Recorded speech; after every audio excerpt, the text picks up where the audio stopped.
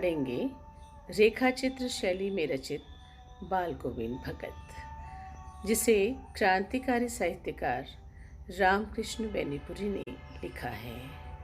इनकी लेखनी की खूबसूरती ये है कि इनकी भाषा परिवेश, विधा और पात्र के अनुसार ही आकार ले लेती है। इसी जादूगरी के कारण ये कलम के जादूगर कहलाते हैं। रामकृष्ण बेनीपुरी ने गांव की ज़मीन से उठाए कुछ अनघड़ चरित्रों को न सिर्फ रंगत दी, बल्कि उनमें नए प्राण भी फूंक दिए। ऐसा ही एक चरित्र है बाल गोविंद भगत। तो आइए पढ़ते हैं बाल गोविंद भगत। बाल गोविंद भगत एक अनूठी रचना है। गांव के जनजीवन को लेखक रामवृक्ष बेनीपुरी ने बड़ी सुंदरता से इस कहानी में उकेरा है। इसमें लेखक बाल गोविंद जी के माध्यम से सामाजिक रूढ़ियों पर प्रहार करते हुए नजर आते हैं। भारतीय संस्कृति में साधु संतों का विशेष रूप से मान सम्मान किया जाता है। उनकी वेशभूषा देखकर ही लोग उन्हें आदर भाव देने लगते हैं। लेखक अपनी कहानी से साधु संतों की सही परिभाषा को समाज के समक्ष प्रस्तुत करता है। उनके अनुसार मात्र साधुओं के वस्त्र धारण कर लेना और घर परिवार छोड़ देना व्यक्ति को साधु संत नहीं बना सकता। साधु संत बनने के लिए उनके आदर्शों को जीवन में उतारना सही अर्थों में साधुत्व कहलाता है।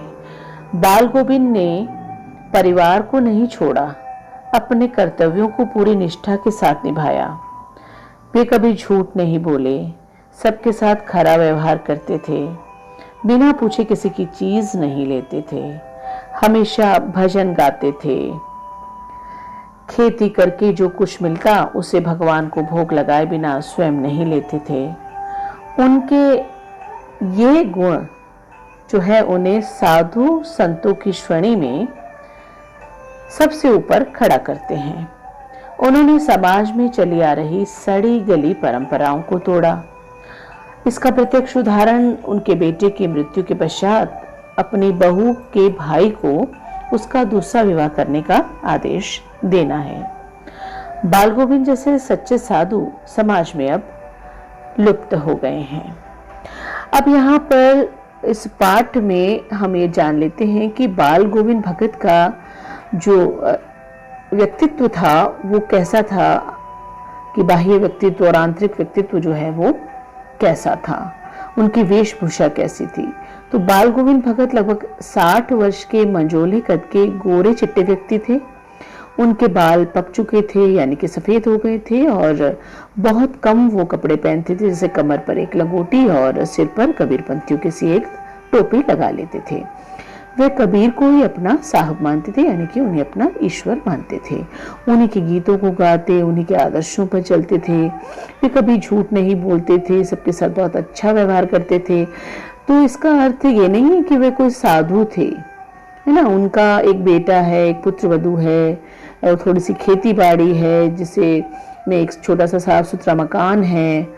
उनका सबसे बड़ा गुण है उनके मधुर कंठ और कबीर के प्रति उनकी अगाध श्रद्धा और प्रेम था। वे कभी किसी की चीज नहीं छूते थे। जो कुछ खेत में पैदा हुआ उसे वो कबीरपंथी मठ में, यानी कि कबीरदास जी के जो विचारों को बताने वाला मठ है, वहां पर भेंट स्वरूप ले जाकर रख देते थे, और वहां से प्रसाद स्वरूप जो कुछ मिलता था उसी से अपनी गृहस्थी चलाते थे। तो ये तो हुआ इनका व्यक्तित्व। और अब बताते हैं कि हम बाल गोविंद भगत जो है वो संगीत के प्रति उनका बहुत प्रेम था। जैसे आषाढ़ की जब रिमझिम में समूचा गांव हल बैल लेकर खेतों में निकल पड़ता, और बच्चे भी जब खेतों में उछल कूद कर रहे होते, तो उसी समय उनके कानों में एक मधुर संगीत लहरी सुनाई देती।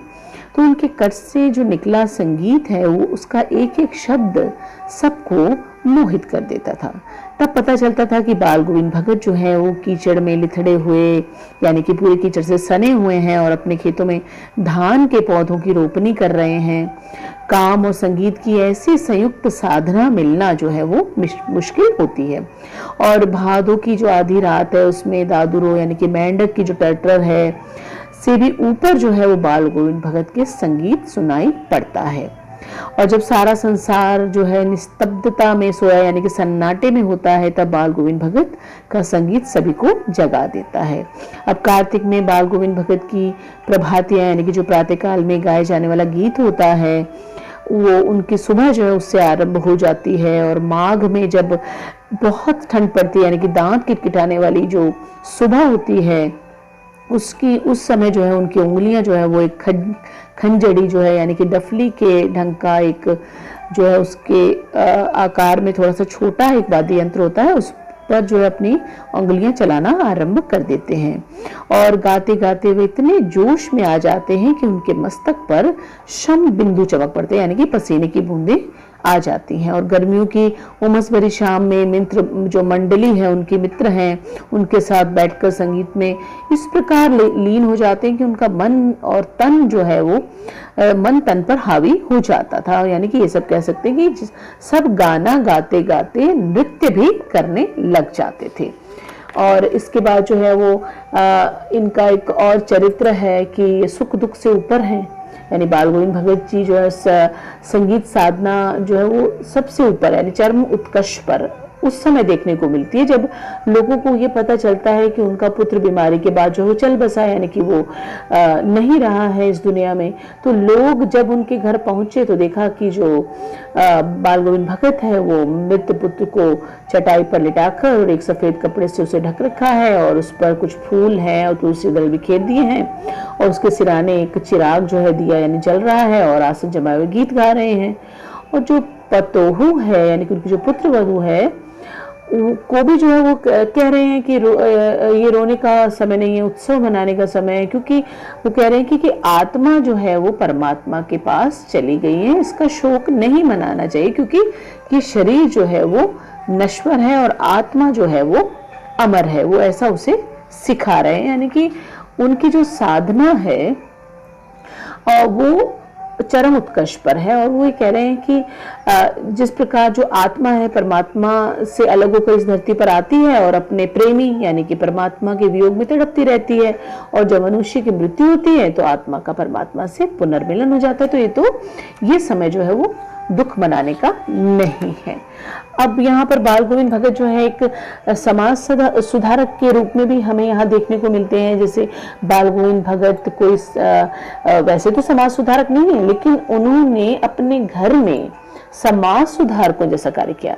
जैसे उन्होंने अपने पतोहू जो है उसे अपने पुत्र की चिता को आग देने का जो है वो काम किया, जो कि उस समय पुरुष प्रधान समाज में जो है औरतें हैं जो इस तरह का कार्य नहीं करती थी। जैसे ही श्राद्ध की अवधि पूरी हुई तो उन्होंने अपने पुत्रवधू को जो है वो उसके भाई के साथ उसके घर भेज दिया और कहा कि इसका जो है पुनर्विवाह करवा दीजिए क्योंकि ये अभी बहुत जवान है ना। और जब पतोहू जो है उनकी मायके न जाने की जिद करती है तो ये कहते हैं कि मेरे जाने के बाद तो जो है तुम्हारे खाने पीने का क्या होगा, किंतु वे अपने निर्णय पर अटल रहे। तो इस तरह जो है वो घर में रहकर भी उन्होंने एक समाज सुधारक का कार्य किया। अब बाल गोविंद भगत का जो अंतिम समय है वो कैसा रहा है कि बाल गोविंद भगत की जो मृत्यु है वो उनके व्यक्तित्व के अनुरूप ही शांत तरीके से हुई। जिस तरह वो शांत थे उसी तरह से मृत्यु भी जो उन्हें शांत तरीके से उनको हुई कि जैसे करीब 30 कोस चलकर वे गंगा स्नान को गए, यानी उन्होंने गंगा नदी में स्नान किया और वहां जो साधु सन्यासियों की संगत थी उसमें वो बैठे रहे और उन्होंने स्नान की अपेक्षा साधु सन्यासियों की संगत अधिक अच्छी लगती थी, है ना। वहां से लौटकर उन्हें बुखार आने लगा। इस पर भी उन्होंने अपना जो नित्य नियम दोनों समय का गीत यानी कि जो रोज की जो उनकी दिनचर्या थी उसी के अनुसार उसका अनुसरण करते रहे और स्नान ध्यान किया, खेती बाड़ी देखना, है ना, उन्होंने नहीं छोड़ा। अब लोगों ने नियमों में ढील देने को कहा तो हंसकटाते रहे और शाम को भी गीत गाते रहे, किंतु उस दिन उनके गीतों में वे बात नहीं थी, यानी कि जो उनके गीतों में रोज जोश होता था आज वो नहीं था। तो अगले दिन जब भोर हुई और लोगों को जो है वो बाल गोविंद भगत के गीत सुनाई नहीं दिए तो लोगों ने जाकर देखा कि आज क्या बात होगी, क्योंकि उनका तो वो नियम था, नित्य नियम जो था कि वो उन्होंने गीत गाते थे, लेकिन उन्होंने देखा कि आज जो है वो गीतों की आवाज नहीं आ रही है। तो उन्होंने वहां जाकर देखा तो देखते हैं कि वो स्वर्ग सिधार चुके थे। तो इसी तरह जो है वो बड़े शांत तरीके से जो है मौत ने उन्हें अपने पास बुलाया। तो अगर हम बात करें कि बाल गोविंद भगत के जीवन से हमें क्या प्रेरणा मिलती है, तो हम ये कह सकते हैं कि बाल गोविंद भगत जो है कहने को तो ग्रामीण थे, परंपरावादी थे, परंतु उनकी जो सोच थी वो आधुनिक थी, है ना। बाल गोविंद भगत के जीवन से हमें वास्तविक अर्थों में अनुपयोगी जो रूढ़िवादी परंपराएं हैं उसको तोड़ने का विरोध करना और ही जो है वो सच्ची आधुनिकता है।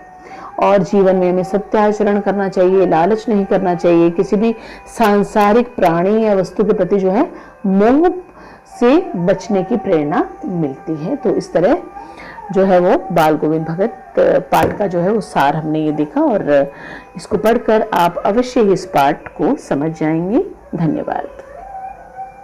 बाल